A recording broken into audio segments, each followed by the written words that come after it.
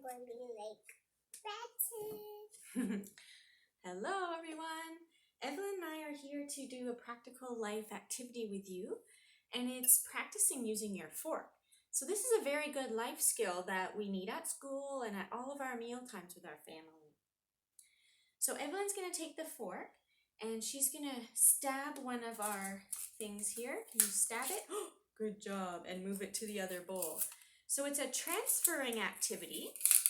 And the material that we're actually using are these little styrofoam peanut packing things, okay?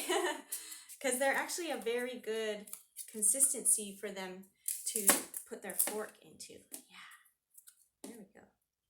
Try to use only your fork to move them around, Evelyn. There you go. Yep.